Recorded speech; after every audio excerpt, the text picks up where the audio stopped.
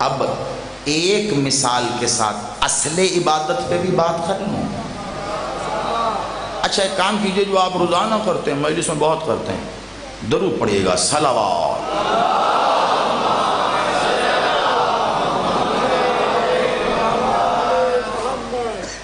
یہ کیا کیا آپ نے؟ میں نے تو درود پڑھنے کا کہا ہے.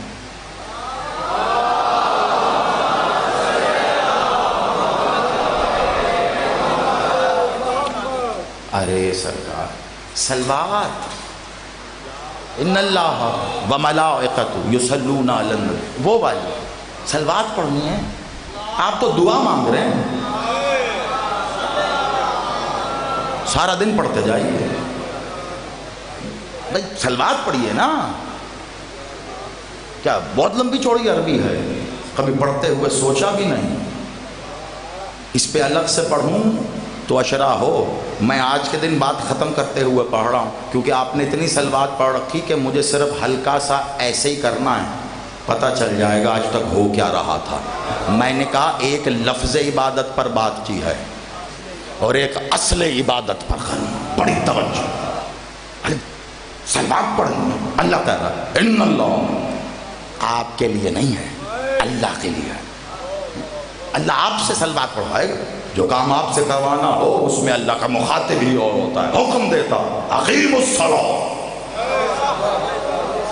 صلاۃ قائم کرو، آتیوا الزکوٰۃ، زکوٰۃ ادا کرو. حکم دیتا ہے.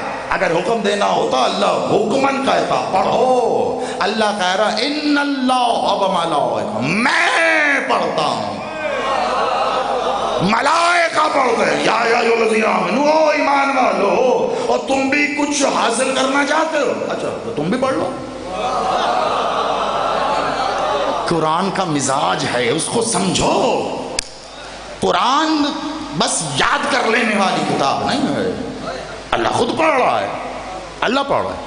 تو آپ کیا کرتے ہیں؟ اب ذرا غور فرمائیے گا، ہاتھ جوڑ کر بزرگوں سے خاص طور پہ معافی کے ساتھ، کیونکہ بہت بڑی مثال قائم کر کے اصل عبادت بتانا تھی.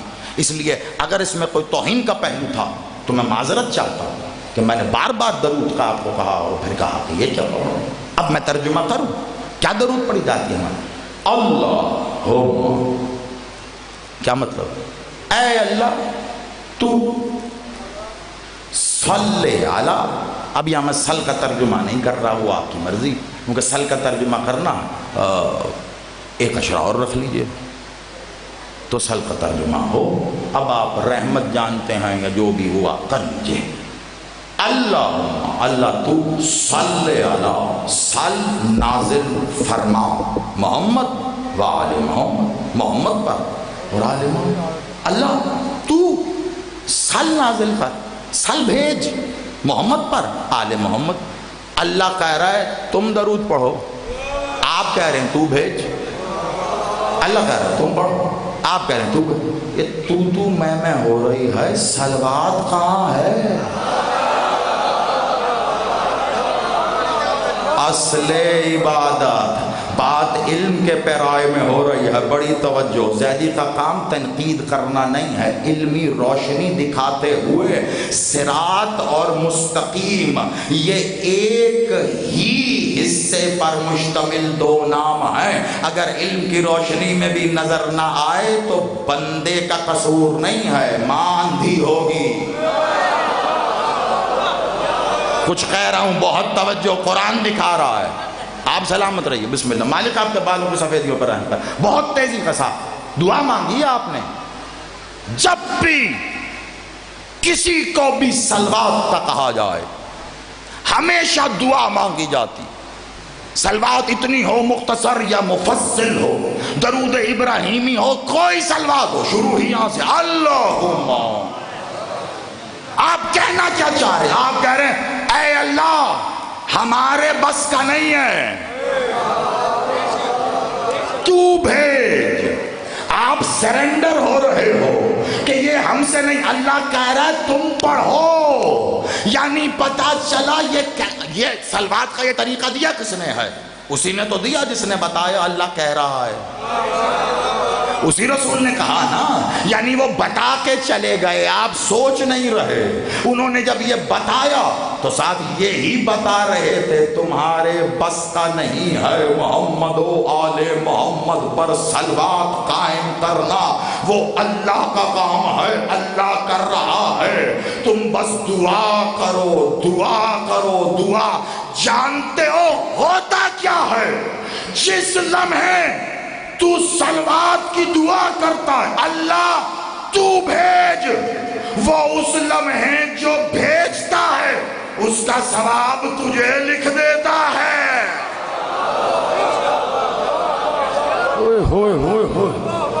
میں کل بات کہاں ختم ہوئی تھی اور آج کہاں ختم ہو رہی ہے، اسے گھر جا کے ملانا ابھی وقت نہیں ہے، بہت توجہ، آخری منٹ ہے اپنی اصل عبادت سے پہلے کا۔ تو بھیج نہیں اللہ، اللہم صلی اللہ، اللہ تو بھی تیرا ہی کام ہے، تو کر ان اللہ، میں اللہ کر رہا ہوں، اللہ تیرا کام کون کرے؟ جو تو کرتا ہے وہ ہم کیسے کریں؟ تیرا کام تو ہی کرتا ہے، اللہ کا کام تو اللہ ہی کرتا ہے نا بھئی، اور کون کرے؟ اللہ کا کام اللہ ہی کرتا ہے، اللہ کسی اور کے کام کو اپنا کام نہیں کہتا، کیا پتا اس کے کام میں کیا ہو۔ لیکن سوچو اگر اللہ کسی کے کام کو اپنا کام کہے تو اس کا مطلب کیا ہوگا؟ مجھے نہیں پتا، لیکن جب شب ہجرت رسول مکے سے ہجرت کر کے مدینے جا رہے تھے، علی کو اپنے بستر پہ لٹایا، اللہ کو حی و قیوم منوانے کے لیے علی نے عین اللہ والی آنکھوں کو بند کیا۔ میں کچھ کہہ گیا، کاش توحید خالص کو میں کہیں گھول کے پلا سکتا، میرے بس میں نہیں ہے۔ علی نے کیونکہ حکم رسول تھا علی سو جاؤ، یہ نہیں کہا تھا لیٹ جاؤ، علی سو۔ اب علی جانے، علی کا سونا جانے، اتنا قیمتی تھا کہ علی کا سونا اللہ نے خریدا، نفس دے کر خریدا۔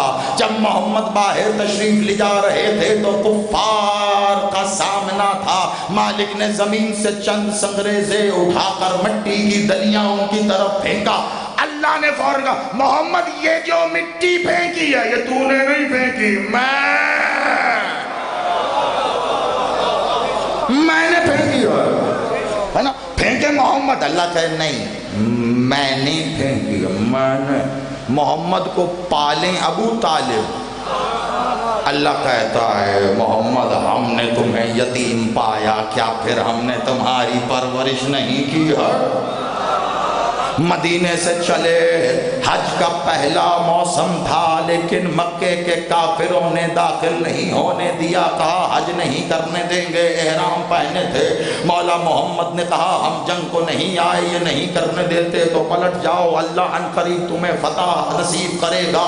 کچھ لوگوں کو تاریخ کہتی ہے، مجھے نہیں پتا، کچھ لوگوں کو رسول سے زیادہ حج کا شوق تھا، رسول تو پلٹ گئے، لیکن جنہیں رسول کے بعد عبادت کی عادت تھی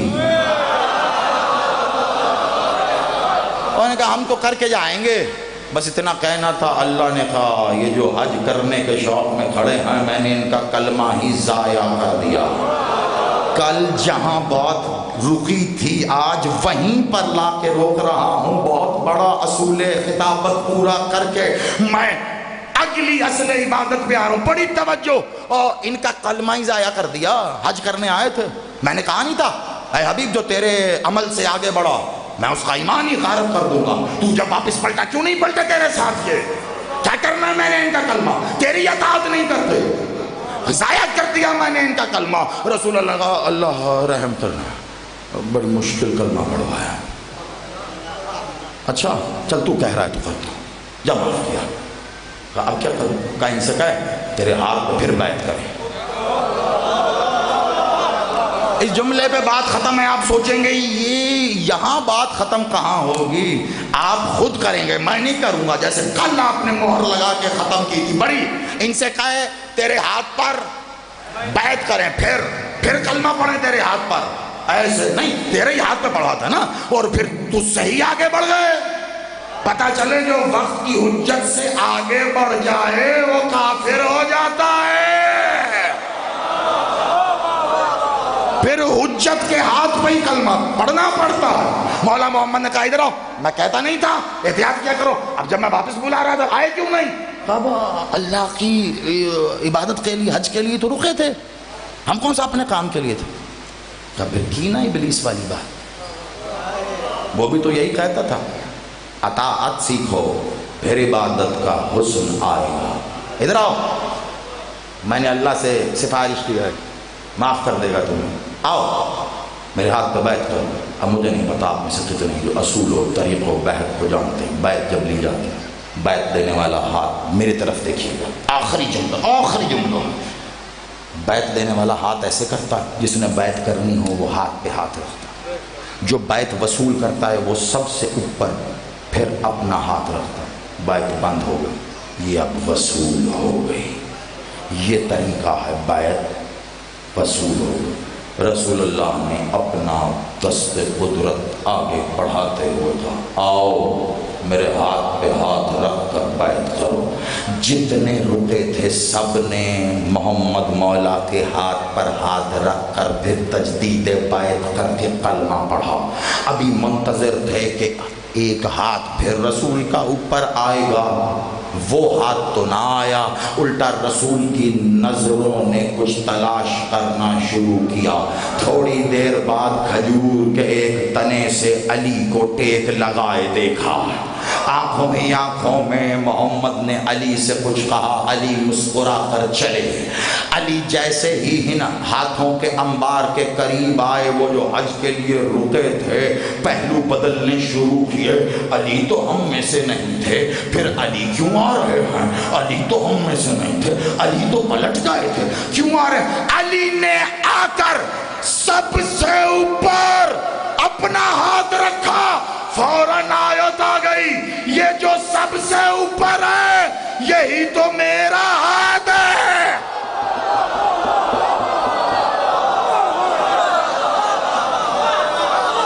آپ سلامت رہو، آپ سلامت، آپ آباد رہو۔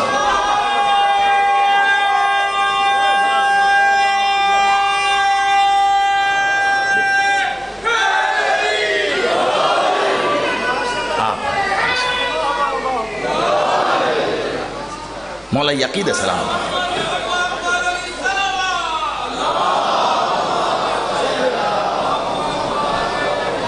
ہو گئی گفتگو، بس مختصر عبادت جو سب سے اوپر ہے یہی میرا ہاتھ ہے، میرا ہاتھ۔ علی کا ہاتھ نہ ہو تو کلمہ نہیں ہوتا۔